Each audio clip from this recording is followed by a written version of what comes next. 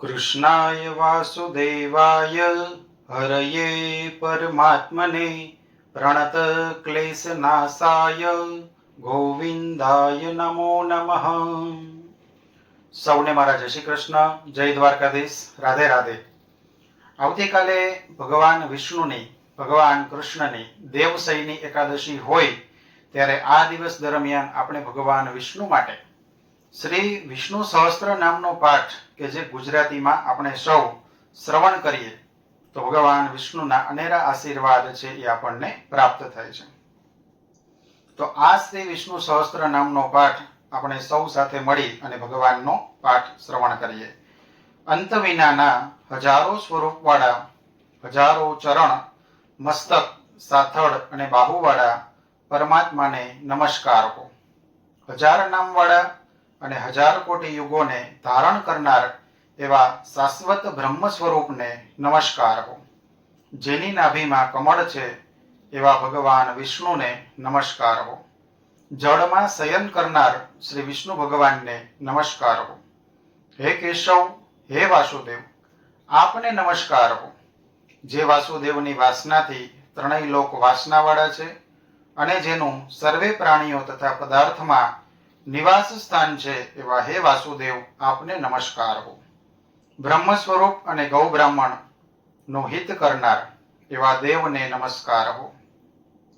જગતનું હિત કરનાર શ્રી કૃષ્ણને નમસ્કાર હો. ગોવિંદ સ્વરૂપને નમસ્કાર હો.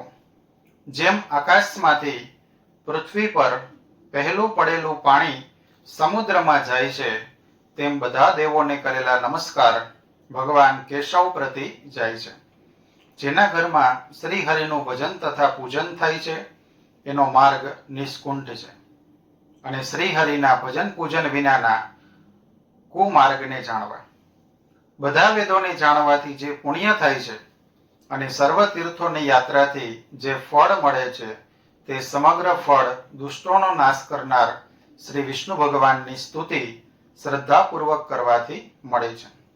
જે મનુષ્ય શ્રી હરિના મંદિરમાં બેસી નિત્ય 3 વાર પ્રભાત, મધ્યાંતર અને સાયંકાળે 2 વાર કે 1 વાર પણ આ વિષ્ણુ સહસ્ત્ર નામનો પાઠ કરે છે તેના સર્વે પાપ કર્મો નાશ પામે છે.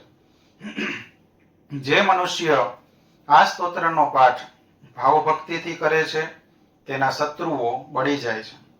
તે ભક્ત ઉપર સર્વે ઉપગ્રહો શાંત રહે છે અને તેના સર્વે પાપ પણ વિનાશ પામે છે.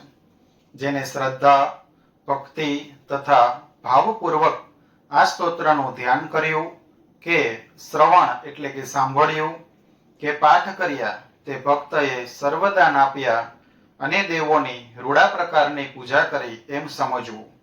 જે મનુષ્ય પ્રત્યેક બારસના દિવસે મારી સમીપ બેસી આ વિષ્ણુ સહસ્ત્ર નામનો પાઠ કરે છે એ ભક્તને આ લોકમાં કે પરલોકમાં કોઈ પણ ઠેકાણે ભય રહેતો નથી અને તેના કરોડો કલ્પના પાપો પણ ધીમે ધીમે બળીને ભસ્મ થાય છે.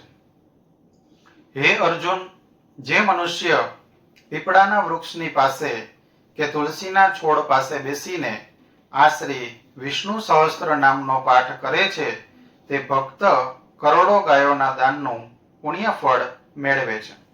વળી જે મનુષ્ય નિત્ય શિવાલયમાં બેસી અથવા તુલસીના વનમાં બેસીને નિત્ય શ્રી વિષ્ણુ સહસ્ત્ર નામનો પાઠ કરે છે તે ભક્ત ના સર્વે પાપો અને દુઃખો નાશ પામે છે અને બ્રહ્મ ઇત્યાદિ ઘોર પાપ પણ જો થયેલ હોય તો તે પાપ પણ સર્વ પ્રકારે નાશ પામે છે.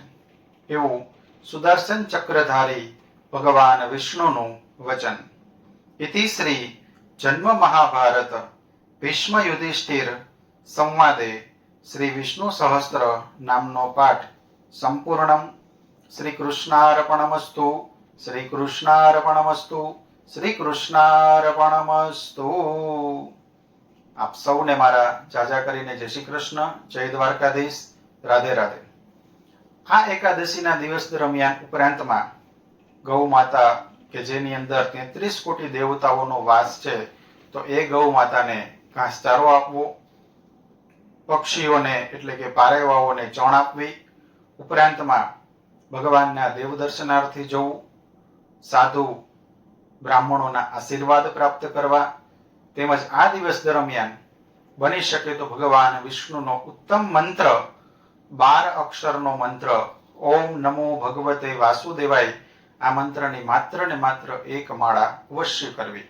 આપ સૌને દેવશયની એકાદશીની ખૂબ ખૂબ શુભકામના સાથે સર્વનો દિવસ મંગલમય બની રહે એ જ ભાવના સાથે આપ સૌને મારા જાજા કરીને જય દ્વારકાધીશ.